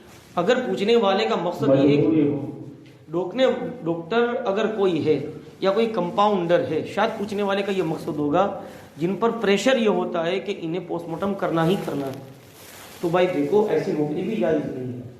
میت کو حکم تو یہ ہے کہ اس کو ایک اتنا ہی اگر چھوٹی سی انگلی کے ذریعے اگر زور سے دب گیا تو اس کے لیے جائز نہیں، تو بھیا اس کا پوسٹ مارٹم کرنا کیسے جائز ہوگا؟ پوسٹ مارٹم میں کیا ہوتا ہے، چیڑ پھاڑ کر اس کا سب کچھ اندر کا تو نکال لیا جاتا ہے، تو شریعت میں یہ مسئلہ کرنا بھی ہے، اور اتنی ساری چیزیں جو مسجد کی نکال لی گئی، سخت حرام اور مسجد کی سخت بے حرمتی۔ تو کوشش یہ کرے کہ ایسی نوکری کرے ہی نہ جس میں پوسٹ مارٹم کرنا پڑے، ٹھیک ہے؟ تو گناہ گار ہوگا، اس میں سوال ہی نہیں نا۔ کون گناہ گار ہوگا؟ کرنے والا کیا ہے؟ اور کون؟ اس کی تو ڈیوٹی ہے۔ نہیں، میں پہلے کروانا تو دیکھو کوئی مسلمان گوارا ہی نہیں کرے گا کہ وہ کروائے، دوبارہ نہیں کرے گا مگر کرنا پڑتا ہے۔ کرنے کی بات ہے کہ کروانے کی بات ہے؟ کروانے کی بات نہیں وہ برابر ہے مگر کرنا نہیں چاہتا۔ اگر ہاسپٹل میں مان لو ایکسیڈنٹ ہو گیا کچھ ہو گیا تو اسے ہاسپٹل ہوتا ہی ہے۔ تو دیکھو میں وہی کہہ رہا ہوں، اگر ہم لوگ ہمارے کسی رشتہ دار کا اللہ نہ کرے ایسا حادثہ ہو گیا، ہم مجبور ہیں، ہم تھوڑی راضی ہیں، لیکن گورنمنٹ اگر کرتی ہے تو اس میں ہم کچھ نہیں کر سکتے، لیکن اگر ہماری یہ نوکری ہے تو ہمارے کرنا جائز نہیں۔ میں یہ کہہ رہا ہوں مسلمان میں اگر کوئی کمپاؤنڈر ہے جس کو کرنا ہے اس پر لازم ہے کہ ایسی نوکری نہ کرے جس میں پوسٹ مارٹم کرنا پڑے۔ مسلمان ڈاکٹر ہوتے وہ بھی کرتے ہیں، تو اگر کوئی ڈاکٹر کرتا ہے تو وہ گنہگار ہوگا نا، لیکن اگر ہمارا کوئی رشتہ دار فوت ہو گیا اور کوئی اور کرتا ہے تو اس کے ذمہ دار ہم نہیں، ہم پر اس کا گناہ نہیں ہوگا۔ ہم تو مگر وہ کرے گا تو کرے گا، ہاں بس وہ کرے گا۔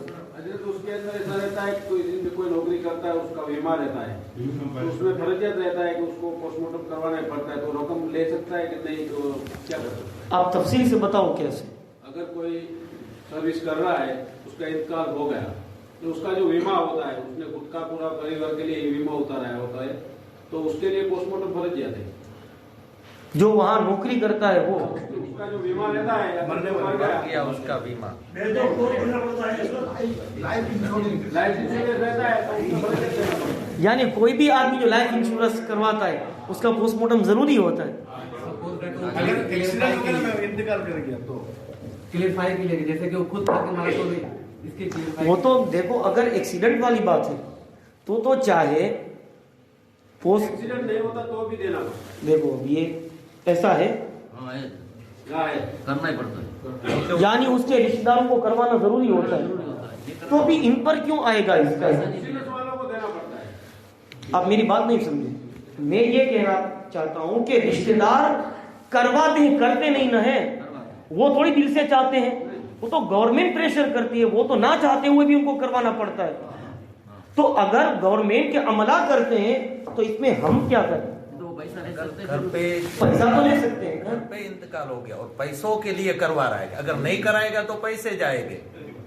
اور اگر وہ سمجھ گئے گھر پہ انتقال ہو گیا اور پیسوں کے لیے اگر نہیں کروائے گا تو پیسے جائیں گے بیمہ پکوانے کے لیے. بیمہ پکوانے کے لیے. تو پھر نہیں کروانا چاہیے.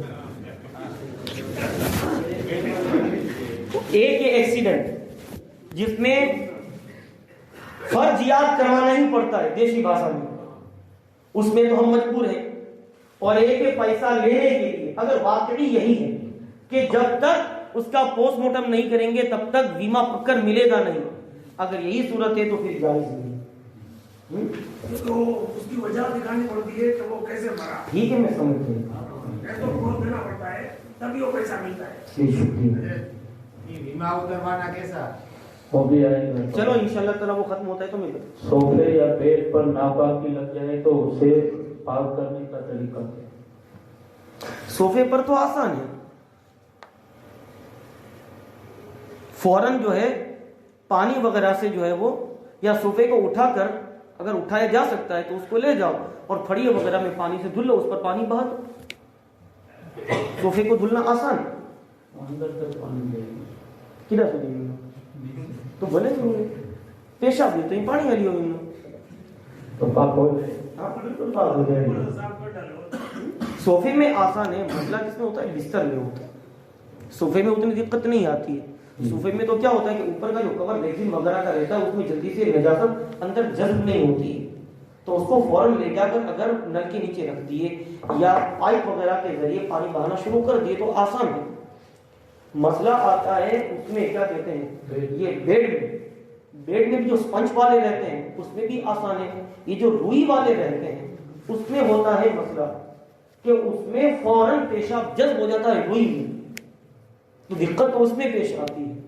تو اس کے لیے بہتر طریقہ یہ ہے کہ آپ یہ جو گدا بنوانے والے کے پاس جاؤ اور اس کا اوپر کا کول کھلوا کر کے اس روئی کو پھر سے پکی کروا دو. اس کو کیا کہتے ہیں دیسی بھاشا میں؟ یہ نہیں, یہ جو روئی دھنوانا اس کو اردو میں کہتے ہیں پنجنا. روئی کو پنجا دو, روئی کو آپ دھنوا دیجیے, وہ روئی ہو جائے گی پاک. ٹھیک ہے, اور پھر جو ہے اسی روئی کو آپ کام میں لا سکتے ہیں. اور اگر کسی وجہ سے ایسا نہیں ہو سکا اور آپ نے اس گدے کو دھوپ میں سکھو دیا یہاں تک کہ اس کی بدبو ختم ہو گئی, تو بعد میں یہی سوال غالباً آ رہا ہے سونے والا, تو سونے کے معاملے میں اس پر پاک چادر بچھا کر آپ سو سکتے ہیں. عام طور پر گھروں میں ایسا ہوتا ہے, بچے چھوٹے ہوتے ہیں تو پہلے تو کوشش کیا کرنی چاہیے, نیچے پلاسٹک وغیرہ کا رکھ لینا چاہیے, ٹھیک ہے, تاکہ گدا ناپاک ہو. لیکن کبھی ایسا نہیں ہوا اور بار بار گدا ناپاکی ہوتا ہے تو پھر بار بار کب دھنوا دیتا ہے, تو پھر اس کی صورت یہ ہے کہ اس پر پاک کپڑا بچھا دو اور پھر اس پر آپ سو سکتے ہیں. پہلے دھوپ میں سکھو دو, اس کی بدبو ختم ہو جائے, گدا اس سے پاک نہیں ہوگا, گدا ناپاک ہی رہے, مگر اس پر پاک کپڑا بچھا کر اس پر سو جائیے. اور پھر لگے کہ بچہ کچھ بڑا ہو گیا ہے تو پھر میں نے جو پاکی کا طریقہ بتایا اس کے مطابق کروایا. ٹھیک ہے. تو غیر مسلم اگر سلام کرے تو اسے جواب دینا چاہیے. غیر مسلم اگر سلام کرے تو اس کے سلام کا جواب دینا ہی نہیں چاہیے. اگر دینا ہے تو صرف اتنا وعلیکم, کتنا بس, اور اس سے آگے بڑھنا ہے تو وعلیکم السلام. کیا کہنا ہے؟ سلام نہیں, وعلیکم السلام. تم پر ہلاکت ہو. یہ ہے اس کا معاملہ. खाली सलाम कह देवे तो نہ سلام کا معنی سلامتی. वालेकुम अस्सलाम नहीं खाली सलाम बोले. خالی سلام میں بھرے گا سلام ہی نہیں کرنا.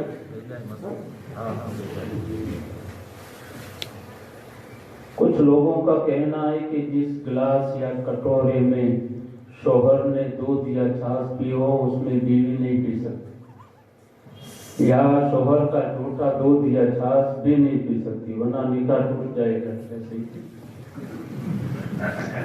دیکھیے وہ جانور جن کا جھوٹا حرام ہے وہ اگر برتن میں منہ ڈال دے تو اس برتن کو تو نہیں پی سکتے. اب جو حضرات ایسا سوچتے ہیں کہ اگر شوہر نے برتن سے پانی پی لیا یا کچھ کھا لیا تو بیوی نہیں کھا سکتی اس کا جھوٹا، اب سوچو وہ شوہر کو کیا سمجھتی ہے.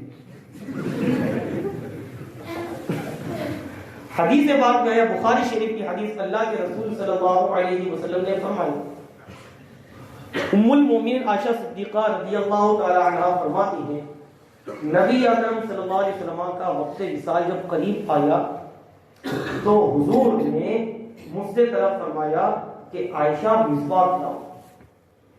میں مسواک لائی. حضور بڑے کمزور تھے، مسواک کو نہیں چبا سکتے تھے، تو میں نے مسواک چبا کر دیا. اس کے بعد حضور نے اسی جگہ سے مسواک پر دانت رکھ کر چبایا جہاں میں نے دانت رکھا. فرماتے ہیں کہ میرا اور حضور کا لعاب آخری وقت میں ایک ہو گیا. اور یہ بھی حدیث پاک میں آیا، اللہ کے رسول صلی اللہ علیہ وسلم یہ حضرت عائشہ ہی فرماتی ہیں کہ اللہ کے رسول صلی اللہ علیہ وسلم جب کھانے یا پینے کے لیے کوئی برتن مجھ سے طلب کرتے تو جہاں میں منہ لگا کر کھاتی یا پیتی حضور وہیں اپنا دہنے اقدس رکھ کر اسی جگہ سے کھاتے یا پیتے. تو اب ہمارے ام المؤمنین اور حضور اس سے بڑھ کر ہمارے لیے اور کون سی چیز مشغلے ہے. تو جو حضرات ایسا سوچتے ہیں ان کو سب سے بڑھ کر یہی جواب دو کہ ان کے نزدیک شوہر یا اس شوہر کے نزدیک بیوی یہ انسان ہے یا کوئی اور مخلوق میں وہ شامل ہے. حضرت معاملہ یہ کہ صرف معاملہ دودھ کا ہو کہ دودھ پینے سے پائپین ہو جائے، اسی لیے وہ منع کرتے کہ مت پیئے. اچھا ایسا ہے. ہاں پر کس کا دودھ؟ بکری کا دودھ نا، تو بکری کے بھائی بہن ہو گئے، اپنے تو نہیں ہوئے نا بھائی. وہ دودھ یا تو کس کا ہوگا، بکری کا ہوگا یا گائے کا ہوگا یا بھینس کا. تو بھائی بہن ہو گئے تو کس کے ہوئے، گائے کے ہوئے یا بکری کے ہوئے. اگر یہی مانیتا صحیح ہے تو اس پر میں جواب دے رہا ہوں، کیا تو بکری کے دونوں بچے ہو گئے یا گائے کے دونوں بچے ہو کر بھائی بہن ہو گئے، آپس میں تو نہیں نہ ہوئے انسان کے. تو یہ مانیتا بالکل غلط ہے. بڑی عمر میں یہ ساری چیزیں ہوتی بھی نہیں، نہ بکری کا دودھ شوہر اور میاں کے پینے سے، میاں اور بیوی کے پینے سے اس طرح کی کوئی چیز ہوتی ہے. یہ صرف جہالت ہے، مشرکوں کی حد میں، شریعت میں اس کی کوئی اصل نہیں. اولیاء کرام کے سلوں پر جانا کیسا اور اس کی حقیقت ہے. اگر واقعی اولیاء کرام کا کہیں عبادت کرنا ثابت ہے، یہ غوث پاک کا چلہ نہیں. ہمارے پوربندر میں بھی غوث پاک کے چلے، یہاں کھمبالی میں بھی غوث پاک کے چلے. غوث پاک کا ہندوستان میں آنا ہی ثابت نہیں تو چلے کہاں سے آ گئے؟ خواجہ خضر کا چلہ، خواجہ خضر کو دیکھا کس نے کہ ان کے چلے کے بارے میں پتہ چلے؟ حضرت خضر علیہ السلام تو پبلک کی نگاہوں سے روپوش، صرف اکابر اولیاء کو نظر آتے ہیں. ہمارے یہاں کی عورتوں کو اور گھر والوں کو معلوم رہتا کہ خواجہ خضر کا چلہ یہاں ہے. جب ان کی ذات ہی کو نہیں دیکھا مگر ان کی چلے کی جگہ کو دیکھ لیا. تو یہ سب کی سب چیزیں اسلام کے صحیح تعلیمات کے لحاظ سے درست ہیں. واقعی اگر کسی بزرگ کا کہیں چلہ کرنا ثابت ہے، جیسے حضرت قطب الدین بختیار کاکی رحمۃ اللہ علیہ کہ اجمیر معلیٰ میں حضرت کا چلہ کرنا ثابت ہے، تو ایسی تمام جگہوں پر جا کر اگر کوئی عبادت کرے اور اس نیت سے کہ یہاں صاحب مزار یا اللہ کی یہ ولی عبادت کر گئے، ان کی عبادت اور قدموں کی برکت سے یہ خطہ بابرکت ہو گیا، تو بابرکت جگہوں پر جو دعا کی جاتی ہے وہ اللہ کی جگہ قبول ہوتی ہے. اس نیت سے اگر کوئی عبادت کرتا ہے تو اس میں کوئی حرج نہیں، مگر اس کو اصل کی طرح نہیں سمجھنا چاہیے. چلہ ہی غریب نواز سرکار رضی اللہ تعالیٰ کا جہاں چلہ ہے اس کی وہ حیثیت نہیں جو اجمیر معلیٰ میں جس گنبد میں غریب نواز سرکار مدفون ہے، اس کا وہ مقام اور اس کا جو مرتبہ ہے، وہ مرتبہ اور مقام اس کا نہیں جہاں آپ کا چلہ ہے. تو چلے کو اصل صاحب مزار کی گنبد کا درجہ نہیں دینا چاہیے. فاتحہ تو پڑھ سکتے ہیں نا. فاتحہ کس کا پڑھیں گے؟ غوث پاک کا. اپنے تو غوث پاک کا چلا ہے. پن یہ دیکھو میں کیا کہہ رہا ہوں، غور سے سنیے. غوث پاک کے بارے میں اگر یہ ہمیں معلوم ہے کہ کھمباریا آ کر غوث پاک نے عبادت کی تھی تو ہم بالکل کریں گے، بالکل چلے گا. لیکن معلوم ہے غوث پاک یہاں پہ آئے تھے ہماری پھر کیس وہ سارے سوال ہم گھر بیٹھے بھی کر سکتے ہیں. یہ بات اپنی کوئی چیز گروی رکھ کر کے سود پر لون لینا جیسے سود تو ویسے بھی جائز نہیں، چاہے اب آپ گروی رکھ کر ہو یا گروی رکھے بغیر کسی بھی طرح سود لینا یہ حرام حرام سخت حرام ہے. ٹھیک ہے، چاہے کسی بھی صورت میں ہو، آپ وہ لون کی شکل میں لو یا کسی بھی صورت میں، اگر وہ شرعاً سود ہے تو حرام ہے. اور ایسا سود لینے کے لیے چیز کو گروی رکھنا یہ بھی منع ہے، حرام ہے، گناہ ہے. بینک میں ہوم لون لیتے. دیکھو ہوم لون لینے کی دو صورت. ایک آدمی وہ ہے جس کا کوئی گھر بار نہیں، وہ کرائے کے مکان میں رہتا ہے، تو آدمی یہ چاہتا ہے کہ میرا اپنا گھر ہو جائے، مگر اس کے پاس اتنا پیسہ نہیں کہ وہ اپنے ذاتی رقم سے مکان بنا سکتا ہے، اس کے پاس اتنی مڑی نہیں. ایسا آدمی ہے مجبور. یا ایک آدمی کے پاس گھر ہے، اب وہ تجارت کرنا چاہتا ہے، کاروبار کرنا چاہتا ہے، اس کے پاس اتنی مڑی ہے ہی نہیں کہ وہ کاروبار کرے. تو کاروبار کرنا، پیسہ کمانا یہ بھی انسان کے زندہ رہنے کے لیے ضروری ہے. تو جہاں جہاں ضرورت ہے، جتنی ضرورت ہے اتنا لے سکتے ہیں. اب معلوم ہے کہ 10 لاکھ کا مکان ہم بنا لیں گے اپنے ذاتی رقم سے، لیکن ہمیں تو بنانا ہے 20-25 لاکھ کا مکان ہے، پھر اس کے لیے لون لو تو یہ جائز نہیں. کاروبار کے لیے لون لے. کاروبار میں بھی وہی ہے کہ کاروبار میں ہمارے پاس اتنی موڑی ہے کہ ہم اپنا گھر خرچ آرام سے کسی کے سامنے ہاتھ پھیلائے بغیر اپنی موڑی سے نکال سکتے ہیں. فرض کرو کسی کے پاس دکان ہے، اس دکان میں اس کے پاس 8-10 لاکھ کا مال ہے، اب وہ چاہتا ہے کہ 8-10 لاکھ میں کیا ہوگا مال سے، چلو اب یہ ڈیولپ کرنا ہے اور 20 لاکھ کا مجھے مال لینا ہے، اور اس کے لیے بولے تو یہ جائز نہیں. جہاں آپ کی ضرورت ہے، جتنی ضرورت ہے آپ لیجئے، ضرورت سے زیادہ اگر لیں گے تو یہ ہے یعنی بڑا کاروبار کرنا ہوگا تو جائز. سوشل میڈیا پر سلام کرے جواب کا طریقہ کیا ہے؟ جیسے وائس میسج میں سلام آتا ہے، کبھی لکھ کر سلام آتا ہے. ٹھیک ہے، اس کے جواب کا وہی طریقہ ہے جو اگلے زمانے میں خط کا طریقہ تھا. اگلے زمانے میں خط لکھتے تھے تو اعلیٰ حضرت رضی اللہ تعالیٰ نے فرمایا اس کے جواب کی 2 صورت. آپ کے سامنے خط پڑھا گیا یا آپ نے خط پڑھا تو اگر فوراً زبان سے جواب دے دیا تو بھی جائز، اور فوراً جواب نہیں دیا تو جب اسے خط آپ لکھیں اس وقت جو ہے وعلیکم السلام آپ لکھ دو. یہی حال میسج کا ہے کہ اگر کسی نے میسج کے ذریعے آپ کو سلام کیا تو آپ فوراً جواب دے دو، تو اسے دوبارہ وائس کلپ کے ذریعے بھیجنا ضروری ہے. اور آپ نے فوراً جواب نہیں دیا تو ایسی صورت میں وعلیکم السلام جواب دے کر اسے بھیجو. ٹھیک ہے، اور اگر وائس کلپ کے ذریعے بھیج دیا تب بھی کوئی بات نہیں، بہت بہتر. سنت کے مطابق داڑھی کتنی ہونی چاہیے؟ ایک مشت کم سے کم داڑھی رکھنا واجب ہے. ایک مشت سے کم اگر کسی کی داڑھی ہے تو ایسا آدمی فاسق معلن ہے، نہ وہ امامت کر سکتا ہے نہ اس کے پیچھے نماز پڑھنی جائز ہے. شیئر بازار میں پیسہ انویسٹ کرنا چاہیے. شیئر بازار کا پورا فنڈامنٹل، اس کا پایا یہ جگار پر ہے. تو جگار جیسے حرام ہے تو ایسے وہ تمام کاروبار جس کا فنڈامنٹل، جس کی بنیاد، جس کا پایا جگار پر ہے، وہ سب کے سب کاروبار حرام ہے، گناہ ہے.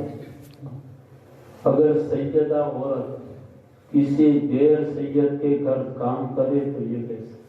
ٹھیک ہے، اگر کوئی سیدہ خاتون کسی بھی غیر سید شخص کے یہاں کام کرتی تو کام لے سکتے، مگر اسے نوکرانی نہیں سمجھنا چاہیے، اسے مخدومہ سمجھنا چاہیے. کیا سمجھنا چاہیے؟ بھائی جیسے گھر کے کام کاج ماں کرتی ہے کہ نہیں کرتی ہے، مگر ہم اس کی عزت اور عظمت کا خیال رکھتے ہیں، تو ایسے ہی اگر سیدہ کسی کے گھر میں کام کرتی ہے تو یہ تو اچھی بات ہے کہ مانگنے کے بجائے اس کے حلال وہ کماتی ہے، مگر اس کی عزت کا لحاظ رکھا جائے، اسے مخدومہ سمجھا جائے، اسے خادمہ اور نوکرانی کے طور پر نہ سمجھا جائے۔ جیسے آپ کا امام بھی نماز پڑھاتا ہے، وہ بھی تو تنخواہ لیتا ہے، ہم بھی ادارے میں پڑھاتے ہیں، ہم بھی تنخواہ لیتے ہیں، مگر اپنے امام کی عزت کرتے ہیں کہ نہیں کرتے؟ اپنے امام کو اپنا مخدوم سمجھتے ہیں۔ تو اسی طرح سیدہ اگر کسی کے یہاں کام کرتی ہے تو کام لینا تو جائز ہے، بلکہ بہت بہتر ہے، مگر اسے خادمہ نہیں سمجھنا چاہیے، اس سے کام لیا جائے مخدومہ سمجھ کر۔ ماشاءاللہ مفتی صاحب آپ نے بہت ہی بہترین تمام سوالات کے جوابات عطا فرمائے۔ آخری سوال ہے، اصالہ ثواب کی شرعی حیثیت کیا ہے اور اصالہ ثواب کا کھانا کن لوگوں کو جائز ہے؟ ایصال ثواب یہ ہے عربی لفظ جو اردو میں استعمال ہوتا ہے، اور سے سنیے گا۔ ایصال ثواب کا معنی آتا ہے ثواب پہنچانا۔ تو کوئی بھی ایسا نیک کام، ادھر دیکھیے، ادھر کوئی بھی ایسا نیک کام جس کا ثواب آپ اپنے فوت شدہ لوگوں کو پہنچائیں، اسے کہیں گے ایصال ثواب۔ آپ نے کنواں کھدوا دیا، کہیں جو ہے وہ یہ موٹر کی ضرورت تھی، آپ نے موٹر ڈلوا دیا، مسجد میں فریج کی ضرورت تھی نمازیوں کے لیے، فریج کا انتظام کروا دیا، تاکہ اس کا پانی جو پیے اس کا ثواب فوت شدہ شخص کو ملے، تو یہ ایصال ثواب۔ آپ قرآن کی تلاوت، ذکر و اذکار کر کے اپنی زبان سے جو آپ نے پڑھا وہ مردوں کو پہنچائیں، اس کا ثواب، یہ ہے ایصال ثواب۔ 2 رکعت نماز پڑھ کے نفل و روزہ رکھ کر کے اس کا ثواب فوت شدہ لوگوں کو پہنچائے، مظلومین کو، یہ ہے ایصال ثواب۔ غرضی کے بدنی مالی کسی طریقے سے کوئی نیک کام کر کے فوت شدہ مظلومین کو جو کام پہنچایا جاتا ہے یعنی ثواب، اسے کہیں گے ایصال ثواب۔ اب اس کے دیکھو ایصال ثواب کا جو کھانا ہوتا ہے وہ 3 قسم کا ہوتا ہے، بلکہ میں یہ کہوں کہ ایصال ثواب کا کھانا 2 قسم کا ہوتا ہے، 3 قسم کا نہیں۔ ایک تو وہ جو ہمارے یہاں عام طور پر کسی رشتہ دار کا انتقال ہو جاتا ہے تو ہم اس کی روح کو ثواب پہنچانے کے لیے تعزیت، کیا کہتے ہیں اس کو، تیجا ہے، 10 واہ ہے، 20 واہ ہے، 40 واہ ہے، برسی ہے، یہ سب کھانا کھلاتے ہیں، ٹھیک ہے۔ یہ ہے عام لوگوں کا ایصال ثواب۔ اور ایک ہے اللہ کے محبوب بندے، ان کا وصال ہو، ان کی بارگاہ میں نذر پیش کرنے کے لیے جو نیاز کا اہتمام کیا جاتا ہے، یہ ہے دوسری قسم۔ تو اولیاء کرام کی بارگاہ میں جو نیاز پیش کی جاتی ہے، جو نذر پیش کی جاتی ہے، وہ ان کی نسبت سے برکت والا ہو جاتا ہے۔ اس کا کھانا سید، غیر سید، امیر و غریب سب کے لیے جائز نہیں بلکہ مستحب ہے کہ ان کی برکتیں سب کو ملیں گی۔ اور ایک ہوتا ہے عام میت کا کھانا، جیسا کہ عام طور پر ہوگا۔ تو ہمارے یہاں طریقہ کیا ہے کہ بھائی آج ہمارے یہاں فلاں صاحب کا جو ہے وہ 10واں ہے، دعوت دیتے کہ نہیں دیتے، بستی بستی گلی گلی گھوم گھوم کر، یہ ہے منع۔ منع کا مطلب ایسا نہیں کرنا چاہیے۔ اگر عام میت کے کھانے میں مالدار بھی آ گئے، سادات بھی آ گئے، تو چونکہ ایصال ثواب کی نیت رہتی ہے، اس لیے کھانا تو جائز ہے آج کے زمانے میں، منع نہیں۔ مگر بہتر کیا ہے؟ بہتر یہ ہے کہ میت کا کھانا جو عام میت کا کھانا فقراء کو کھلایا جائے، یتیموں کو کھلایا جائے، مسکینوں کو کھلایا جائے، بیوہ عورتوں کو کھلایا جائے، جن کے گھر میں چولہا جلتا نہیں یا چولہا کم جلتا ہے، ان کو جب آپ کھلائیں گے، ایسی صورت میں ان کے دل سے جو دعا نکلے گی، یہ دعا وہ اثر نہیں کرے گی جو ایک صاحب نصاب جو روزانہ اچھا کھاتا ہے اس کے دل سے دعا نکلے۔ تو بہتر یہ ہے کہ آپ یہ اصول بنا لیں کہ اگر اپنے گھر پہ عام لوگوں کا کھانا کھلانا ہے ایصال ثواب کی نیت سے، چاہے ماں کا، چاہے ابا کا، چاہے کسی کا رشتہ دار کا، تو غربا کو کھلائے، مساکین کو کھلائے، ٹھیک ہے؟ اپنی جماعت کو نہیں کھلائے. اپنی جماعت میں بھی اگر کوئی غریب اور مسکین ہے، غریب نہیں، سب پیسے والا ہی ہوگا. سمجھو آپ بس جو لوگ کرتے ہیں وہ میں آج وہی ہو رہا ہے. آج جو میچ کرتے ہیں تو پوری جماعت کو کھلاتے ہیں، غریبوں کو کوئی دیا نہیں دیتا. رشتے دار چہلم کرتے ہیں تو پوری جماعت جو اپنی جماعت ہوتی ہے اس کو دعوت دیتے ہیں اور اس کو کھانا کھلاتے ہیں. اس کا کیا بولو آپ کیا؟ دیکھو اگر جماعت کو جو دعوت دی گئی اس میں امیر اور غریب دونوں شامل ہیں، ہاں، تب تو ابھی میں نے بتایا نا کہ دونوں جائز ہے، مگر بہتر نہیں. بہتر یہ ہے کہ اپنی جماعت میں چاہے کسی اور کی جماعت میں اگر غربا ہے ان کو دعوت دی جائے، وہ بہتر ہے. ایک بات. دوسری بات، اگر آپ یہ چاہتے ہیں کہ سب کھانا کھائیں، سب کھانا کھائیں اور شریعت میں یہ جائز بھی ہو بلا کرا، تو اس کا طریقہ بھی سن لو. لوگوں کے پاس جب جائیں دعوت دینے کے لیے تو یہ نہ کہیں آج تیجے کی ہے یا 10ویں کی ہے یا 20ویں کی، یہ کہو ہی مت. یہ کہو آج غوث پاک کی نیاز ہے، آج غریب نواز کی نیاز ہے، یہی دل میں نیت کرو اور اسی نیت سے دعوت دو. اور پھر جب ہمارے سید صاحب یا دیگر ائمہ آپ کے یہاں فاتحہ پڑھنے کے لیے آئے تو ان سے کہو حضرت غوث پاک کی نیاز ہے، ان کو غوث پاک کی بارگاہ میں اس کا ثواب نظر کریں اور پھر ان کے صدقے میں ہمارے فلاں مروں کو بخش دیں. تو یہ کھانا برکت والا بھی ہو جائے گا اور مسجد کا جو آپ کی دل میں ایک گھوڑے کھانچے میں نیت ہے وہ بھی ادا ہو جائے گی. دیکھو یہ سب نہیں ہونا چاہیے میرے.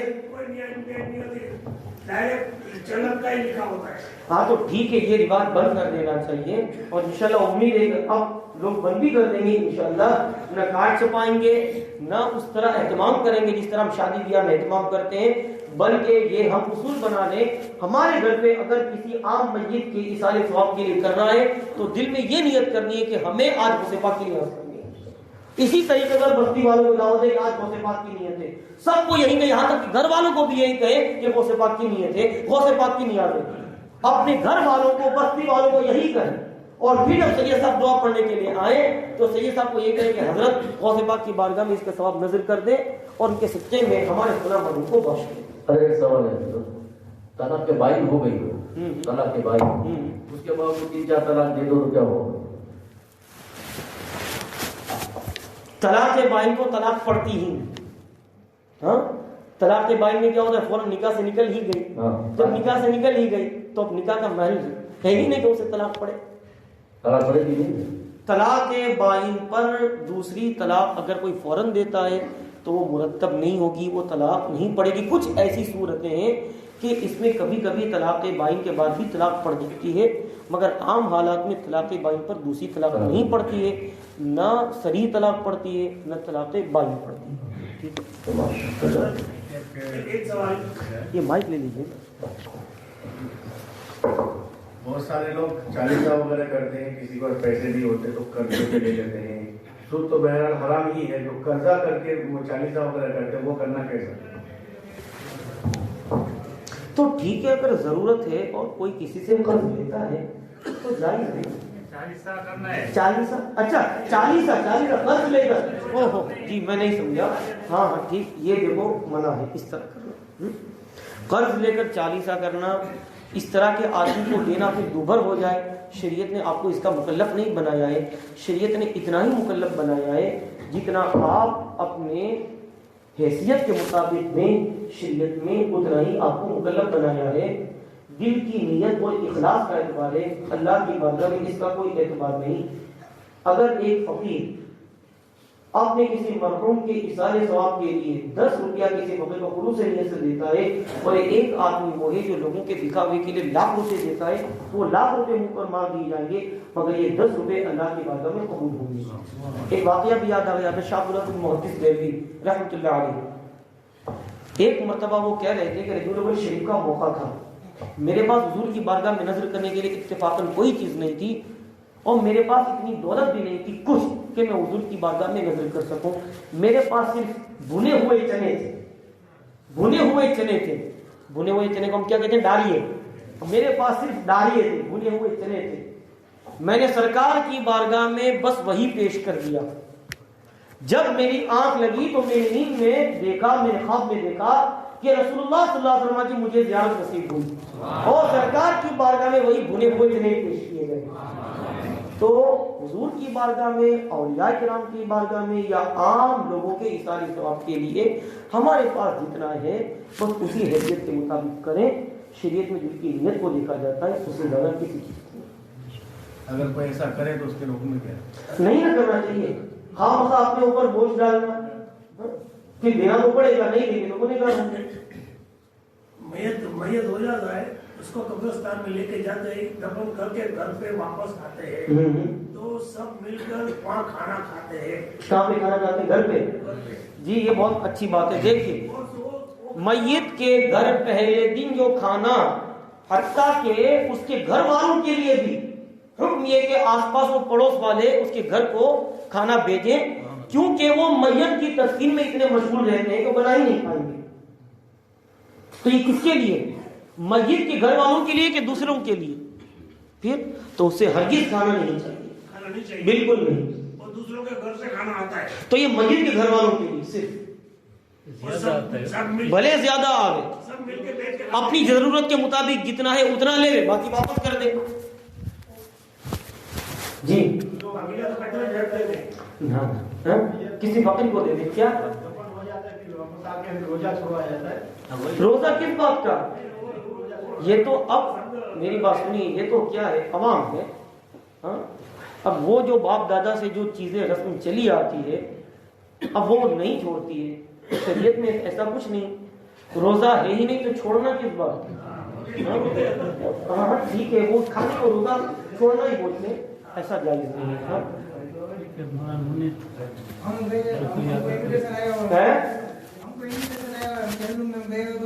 انویٹیشن, چہلم کا بھی انویٹیشن, تو وہی تو میں نے ابھی بتا دیا آپ کو تفصیل سے, وہی تو میں کہنا چاہتا ہوں. تو ابھی میں نے کیا بتایا؟ اب مسائل آتے مہینے کے لیے تو دیکھیے ایک منٹ, اگر آپ لوگوں کا یہ شوق اور جذبہ باقی رہا تو ہر مہینے کی انشاءاللہ جو آخری اتوار, ہر مہینے کا آخری اتوار یا سنیچر کو شب میں جب بھی آپ لوگ وقت طے کریں گے انشاءاللہ یہ فقیر حاضر کریں گے.